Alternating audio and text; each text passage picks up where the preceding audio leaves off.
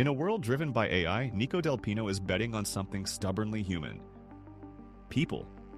His Web3 gaming guild Ola GG has over 1 million followers across Latin America, and a radical idea. That community outlasts every product cycle. We get into Play to Earn as a preview of universal basic income, why community always beats product, and what blockchain does that nothing else can. This is Unblocked with Dr. Gemma Green. Hi, Nico. Welcome to Unblocked. Great to have you on the show. Hi, Gemma. Great to be here. Thanks for having me. My pleasure. I mean, for the audience that don't know you yet, perhaps you could tell us a little bit about yourself and what you're building with Ola GG. Yeah, sure. So I'm Nico Del Pino, co-founder and CEO of Ola GG. We started building Ola almost 5 years ago with a mission to bring and empower financial inclusion opportunities to the gaming communities in Latin America. So we've been building both access to the best opportunities we can find in Web3 gaming and building a product and platform that enable those so the community can participate. Nice. And so it's very focused on the Hispanic market. How many followers do you have? Yeah, we have over 100,000 users registered in our website and over 1 million followers in our socials. That's amazing. And is it operated as a DAO or a sub-DAO? So we want to be a DAO, but honestly, given the reality on how DAOs are working, the state of the nature on tokens per se, we never really executed on actually formalizing the DAO operation. We operate as a company as we are, but we, if I may, we have the spirit of a DAO. What that means is that for every dollar that comes into our operation as revenue, we have a very strong revenue sharing policy in place. Almost 70% of revenue that comes in, it goes out to a community member in one way or the other. And that's how we believe that's the spirit of the DAO we want to bring, very much focus on revenue sharing with those that are making Ola possible, those being the community members per se. The way this works is the community for us, they're not only users, they are the executors of our value proposition. So we have community members actually building the content that Ola is offering. Content could be videos, could be articles, could be guides. They have community members becoming ambassadors of the games that we are working with or organizing tournaments for these games. So we basically divide the revenue that we receive for the services that we provide. We break it out in community roles that the community can take and be compensated for such roles. Nico, tell us a little bit about how you came to found Ola GG and why you created the company. Yeah, so I've been working with blockchain in different aspects for almost 15 years now. I was born and raised as an economist in Argentina. So I've been pretty much thinking about the concept of sound money for a long time. I'm pretty much obsessed with this.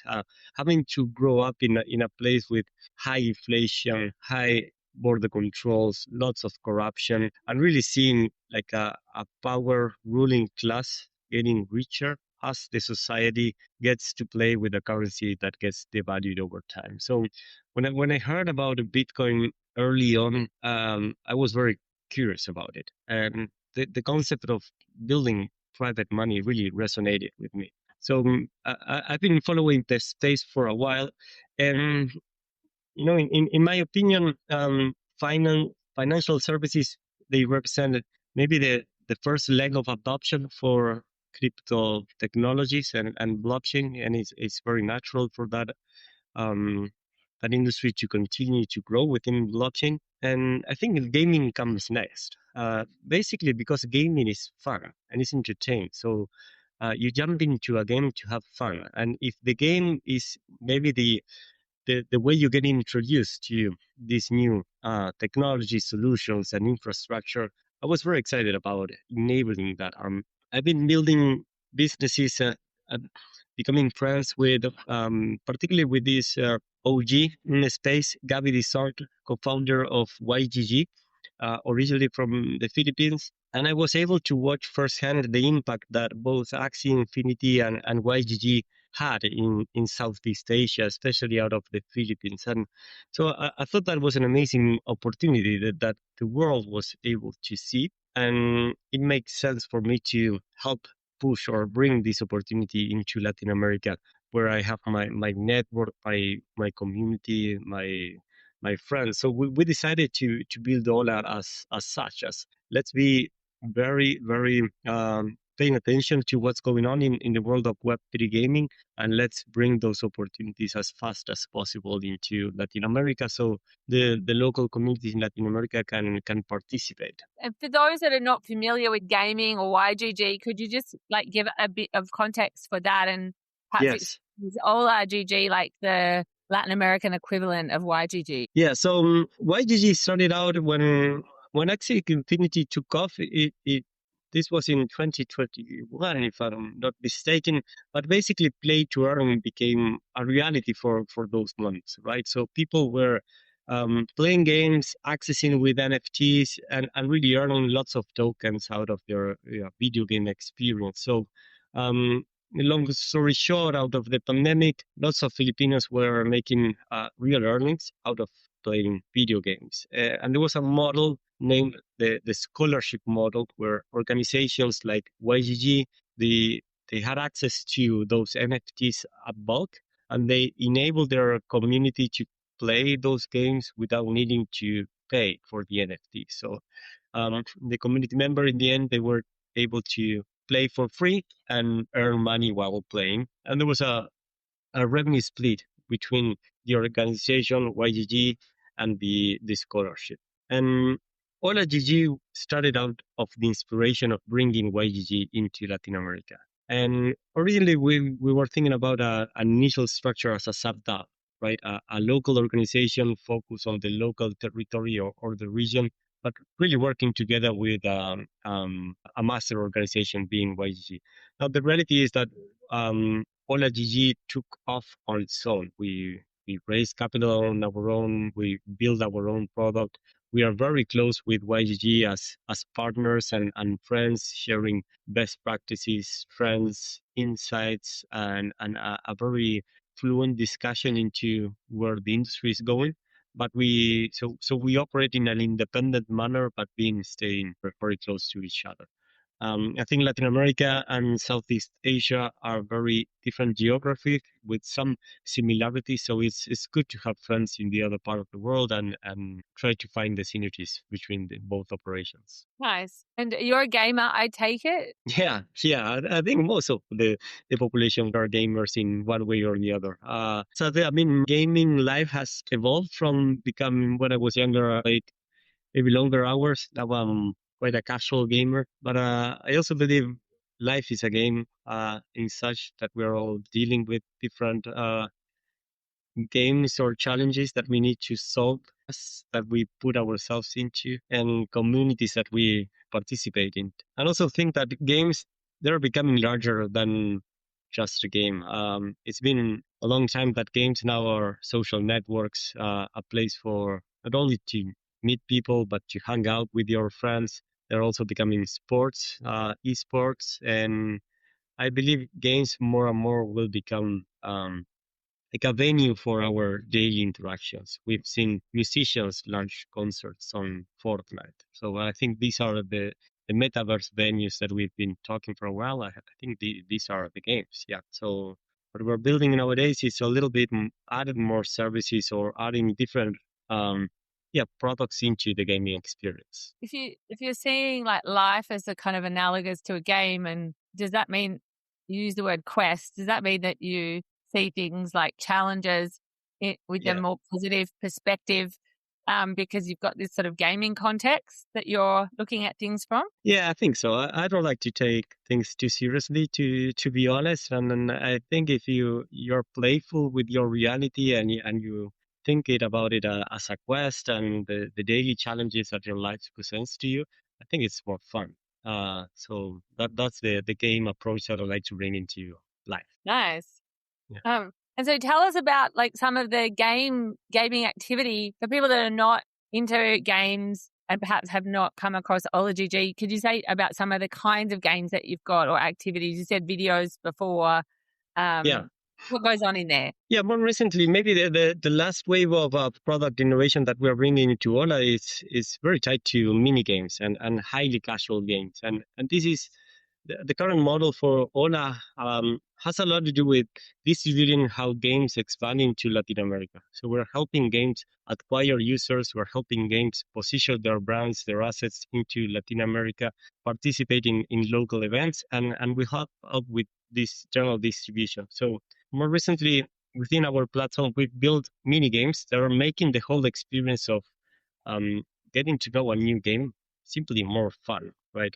Maybe in the past, the question, hey, come discover this new game was very static and fixed and a little bit boring. Now we have 3 mini games that will help you find your next new game. So you're playing a game, and as you play, you get to find maybe your next favorite game. So it's building games to help you find new games. Interesting. So it's like taster packs. Yeah, that's that might be it. Yeah, why not? Starter packs. Exactly. And so when you say mini games, what you're saying is it's a small thing, like it's very simple games, very casual games that will take you a minute or two just to play. We have a treasure hunt building in our website. We have like a hawk that makes you simply find a reward within the platform.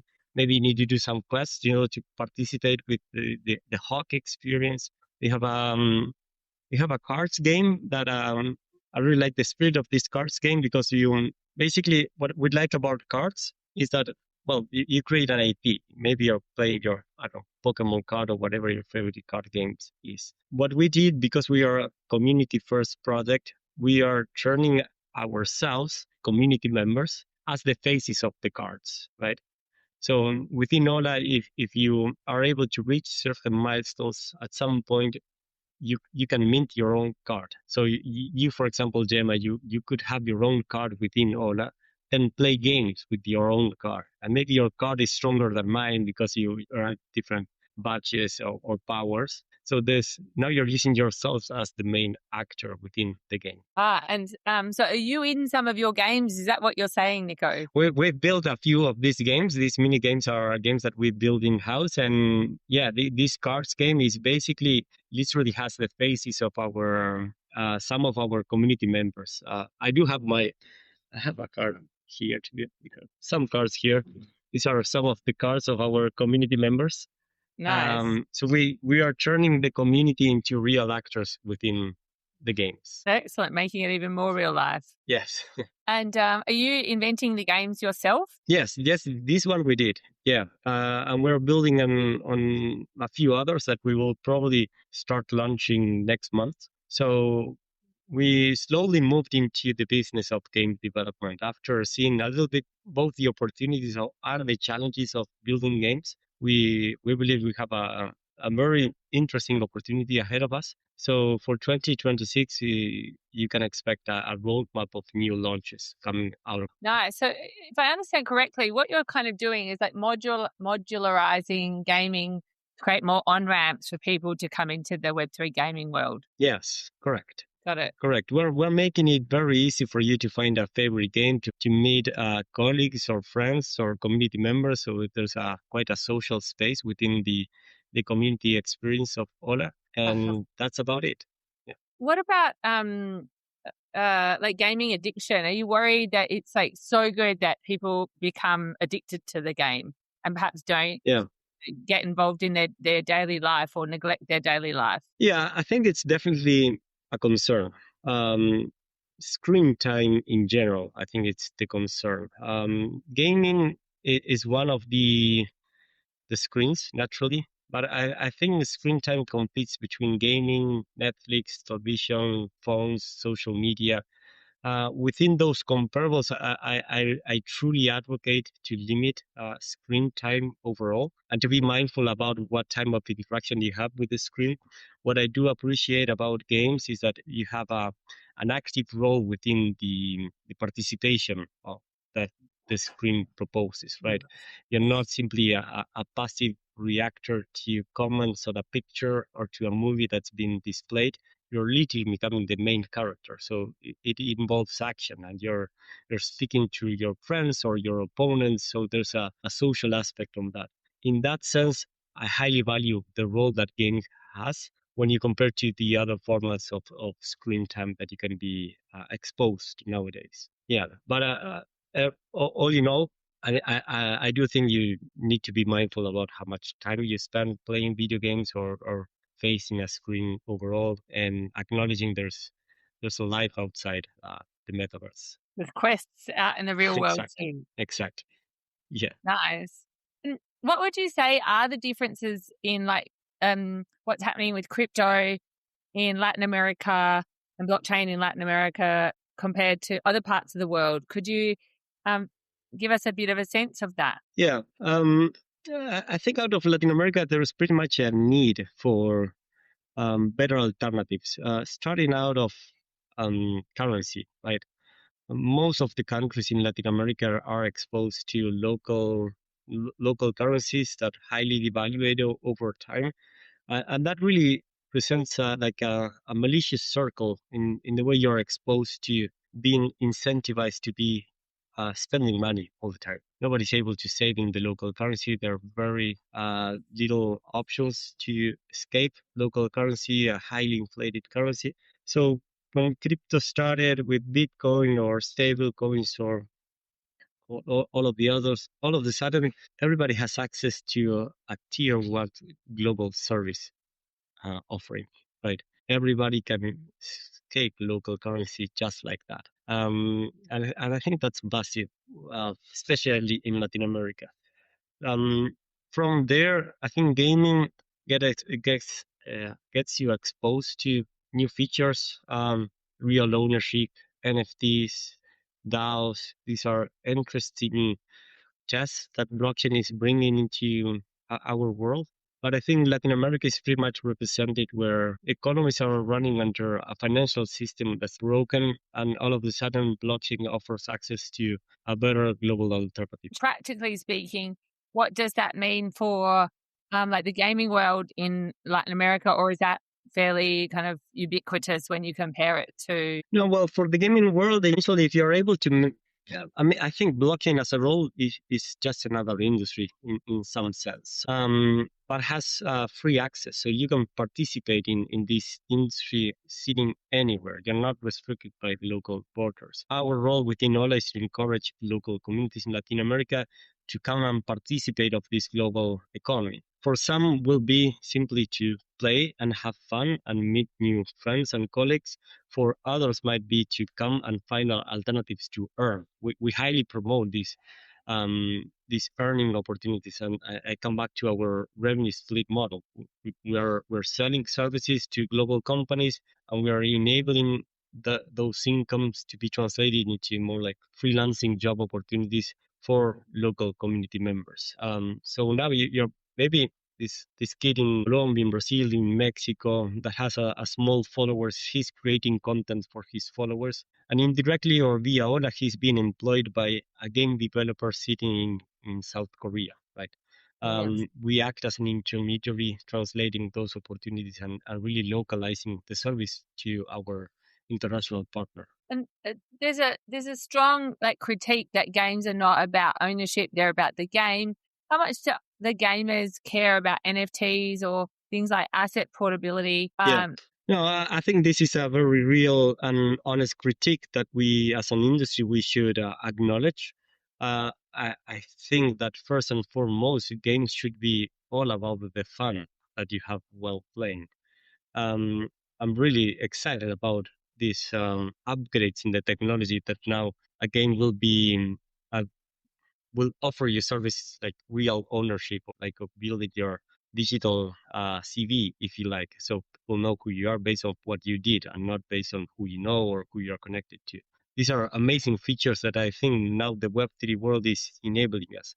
But maybe we jumped a little bit too much, too fast into those new features. And because now everything could be commercialized, there's always a financial incentive that can put things in the wrong order. But I think the markets will mature, games will mature, priorities will sort out in the right way. Global identity, real ownership. I think the technology is here. Now, what we've seen so far is the effort for distribution and adoption to be distributed into tens of thousands of mini developers or smaller developers, each making its own fight and struggle to capture their market share. And it's hard. So maybe if we jump into how global digital adoption happens, it might make sense to have more like a coordination embracing the one system that will make sense for most of games to play with, and not have each game to have its own system. But this is part of our discussion. I think given where we are, we can say we have our scars, our lessons learned, and that the opportunity still remains ahead to build a future where not only we have games enabling people to have fun, to connect, and to be entertained, but on top of that, we can build better systems for people to be recognized and to earn their credentials as they spend more time helping the games evolve, building DAOs, etc., etc. Got it. And what about you mentioned like people making money. How do they actually make money out of being in the gaming world? Yeah, so nowadays, money is being made. Well, there are a few different models. I mentioned what we do. We sell services like a marketing agency, and we distribute revenue with freelancing opportunities. Now, games they also promote rewards as their go-to-market campaign. The competitive aspect of gaming in esports and tournaments and these merit-based activations, those are pretty much real. So several games they're putting aside like an annual budget and a calendar of activities and inviting gamers to participate, earn the most points in all of these campaigns and activations, and prizes will be given away at the end of the campaign. For those games, more like very highly competitive, you really need to build your experience. Right? You really need to spend long hours mastering the game, because you're competing for the prizes. That's why you might be like future professionals in this space. The traditional gaming world of Web3 gaming, they highly depend on sponsors for them to run tournaments, campaigns, leagues. The publishers, they do have a big role also enabling all the professional structure to be put in place. So there are lots of earning opportunities nowadays out there, but you need to be a little bit more scrappy and spend more time delivering the work that's need to be done, or mastering the skills for the particular game that you like. Definitely, a few years ago, when play to earn was pretty much the novel moment, earning was easier in a way. Maybe if you play the game and you got your compensation right away. Now you need to struggle a little bit more, but it's definitely possible. Mm. So how many people actually do that for a living? Like, is it a very small percentage of It's a good question. Yeah. I don't have the specific answer how many people. Well, again, if you're doing it for a living, I would include myself in that bucket, as well as at least a few thousand community members in Ola that they're earning consistent revenue out of participating out of the Ola economy. No? But it's just another economy. Yeah. So it's economy with revenue. Our revenue is basically marketing revenue, or the cost of acquiring new users, and that revenue then gets split between competitive players, promoters, creators, etc., etc. Mm-hmm. Yeah. Where does blockchain actually add value inside your ecosystem and in gaming in general? Yeah, for the transactions, it's amazing. Every now and then I get offers from traditional payment companies to help us deliver all these payments, and would never be possible. Every week we deliver thousands of payments to people sitting all around the world. I mean, mainly Latin America, but I don't know really if they're sitting in Mexico, in Brazil, in Argentina, in Chile, in Peru, and we can deliver all those payments just like that at a like paying literally cents of a dollar to deliver thousands of payments across different territories. This is not possible without blockchain. NFTs is another category that is highly interesting in my opinion, because the NFT has an utility, has a role. Could be used to start playing a game as a credential to enter, I don't know, a specific organization, like a VIP access for some rewards. We also issue some tokens that they are named soulbound tokens. They are like NFTs. They don't have a price. They cannot be traded. You cannot transfer a soulbound token, an SBT, but they really link your character. So we like to issue these as certificates of something that you've accomplished. So if you're a content creator or if you won your tournament, we will issue those tokens. So tomorrow we can identify your wallet based on the merits that you've done. This is not possible without blockchain. This is only possible given that the blockchain is the one certificate that it cannot be edited. Think about LinkedIn. Anyone can fake a LinkedIn account. You can say you have the best credentials in the world, and maybe if I were to be willing to work with you, I would need to do some background check to see if what you put on LinkedIn is true or not. You can solve all that with blockchain, and maybe your connections, your name, the way you look, that will all be secondary to what you've done. Because what you've done is being certificated by who promoted those services in the first place. Yeah. Mm-hmm.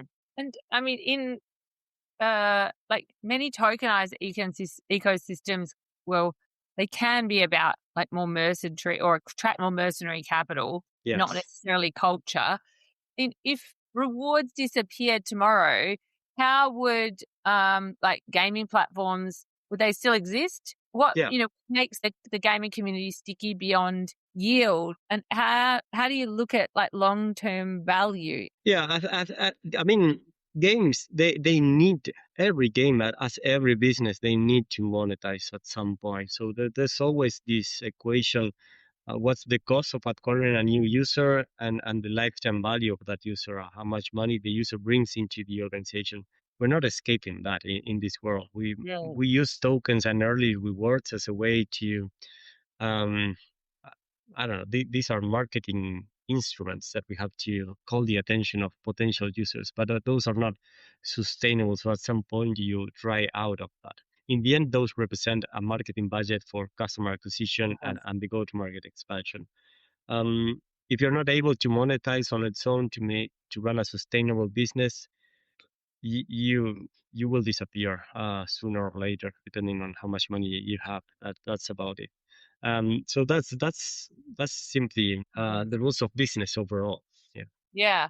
So what would winning actually look like in, say, 5 years' time for Web3 gaming? That's a good question. I think we're still all waiting for one massive success, both in user acquisition, retention, monetization, and the model for tokens. So why a game needs their own token in the first place? You name it NFTs, or it could be the in-game currency, like the game token. Those cases are not yet clear, as there are other use cases like stablecoin, Bitcoin, Ethereum. They all have their reasons for existing. Now, the tokens for a DAO, for a game, those tokens, they need to justify their own existence. So there are lots of experiments out there. We don't have a winner yet. So for me, winning looks like a successful case that eventually others can replicate, learn from, and innovate from there. Mm-hmm. So would you say what winning looks like in gaming at large is similar for Ola GG? Yeah, I mean, we have our own model that we naturally, if our partners they succeed, we will do better. But we have our own strategy. We like to think our future is not depending on the success of our partners. We have our own platform, that we have our own users, our own revenue model. Our partners eventually, today we're highly speaking to gaming partners. Tomorrow could be more consumer brands. We need to connect with our community. In the end, we are hosting a local gaming community and connecting brands that they want to chat with our local gaming community, and that's our business. Yeah. I mean, I read that you said in a time of AI bots and endless content, we're betting on people. Yeah, what a year we're facing, and I think it's gonna get really crazy. And we use AI a lot. We're building much faster than what we were able to build a few years ago. We were able to build the cards game putting people's faces on cards only because the AI is here. Otherwise, this would not be possible just a few months ago. But I think in the end, the real challenge is not the best content. It's basically the best distribution, and it's working with real people that will be the users of the products that we are offering. Yeah. If AI like becomes increasingly AI driven, what is it that will stay uniquely human, would you say, Nico? That's a great question. Yeah, I think that there's a real human struggle into what's the value of the human life.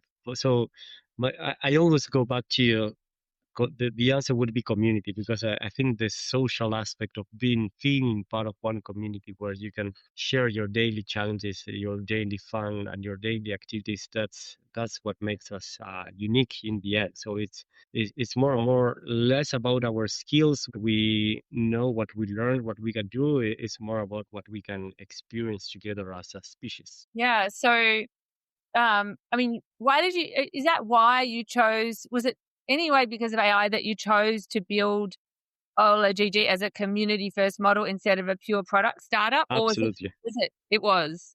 Uh-huh. Absolutely. And we had several discussions about what comes first, the product or community. And we were always very much convinced that what makes us unique is being a community first project. Are our community members that they participate in our conversations every day, and they come to guide us into what's relevant for us to be doing, and they participate in our mini economy that we are building.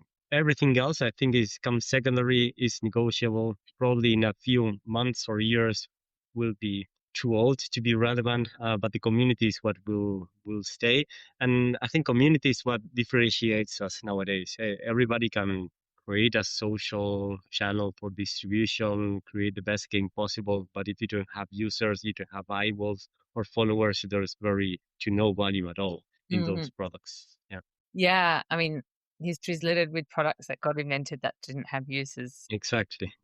So and more, I think the trend doubles down on the value of building community-led organizations. Who's influenced you most in your career that you draw inspiration from in the work that you do right now? Like individuals, you mean? Yeah. It could be family, it could be people you don't know, in business or... there are a few names that come to mind. Well, definitely family that you mentioned, especially my dad, and my dad is one person that he reinvented himself and his business all his life. He's close to 70 now, and he's always starting something new. So it's been very exciting to grow up just watching him reinvent himself one way after the other. Then I mentioned Gabi Dizon from YGG, Filipino partner. He's been following. He's been a game developer for the last 30 years, and he's the one that showed me what blockchain would be able to do within gaming. He's one of the reasons we decided to bring Ola GG into Latin America. And lastly, my partner and co-founder Clara Woolrich, we started this because the way we inspired each other about the impact that we can bring into our home region, Latin America, and our mission being always around financial inclusion opportunities is what really drives us, and that's why we love what we do. Amazing. And in terms of like play to earn, it's been sort of criticized on the one hand as financializing fun, which is something that's actually but another way of looking at it is it's like the first honest form of gamer capitalism. Exactly. How do you see it? There are other industries that they capitalize what's fun. I mean, if I don't know, you're a football fan and you became a professional, like now it's work. It's no longer fun. I get to play with my friends because I'm not professional. I played for fun. Someone else is playing for the money. Gaming is a little bit the same. Before, this was exclusive for pro players that they started as playing for fun. Now they play for money. But play to earn, really, for me, it was a glance of what universal basic income could look like. So this is massive wealth distribution, but there's some simple tasks that need to be delivered, right? And the gaming experience, maybe that's a very interesting vehicle on how to interact with what's needed to be done. Naturally, that was not sustainable because the whole economy was within the game. But if the game is not able to create wealth in the first place, it's very hard to always pay out wealth. Now we need the other side of the equation. We need demand for that is able to inject wealth into the economy, so then we can pay out to those that are participating. But I think universal basic, or like Elon Musk named it, like universal amazing income. That's what he thinks will come.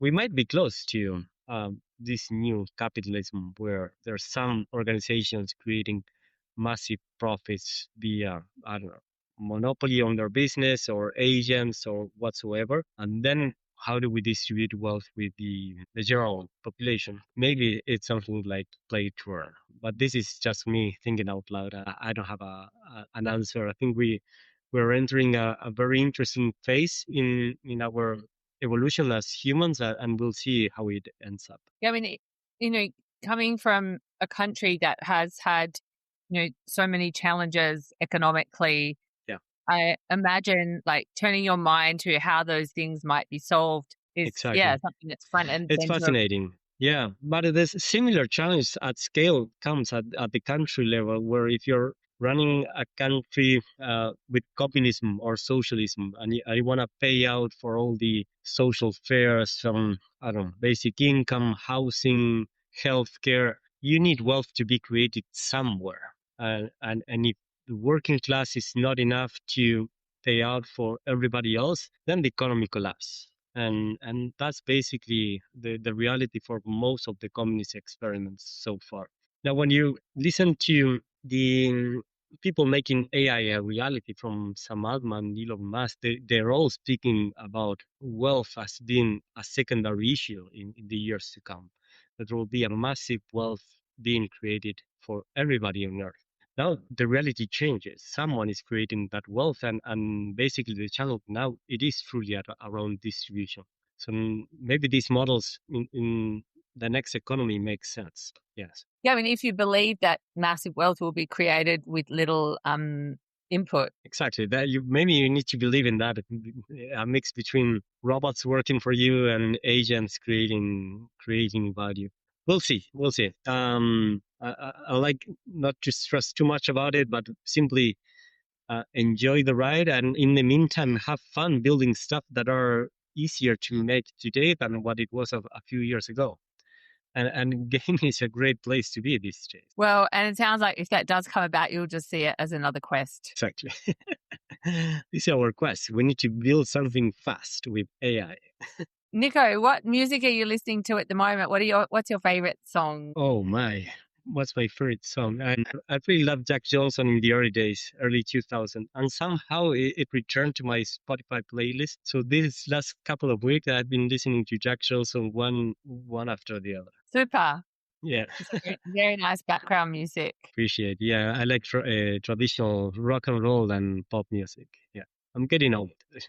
Excellent. Nico, it's been a real pleasure to talk with you. Thank you so much for coming to speak with us at Unblocked. And I've learned a lot understanding what's going on, not just in Ola GG, but also in the gaming sector, and what inspires you in the work that you're doing.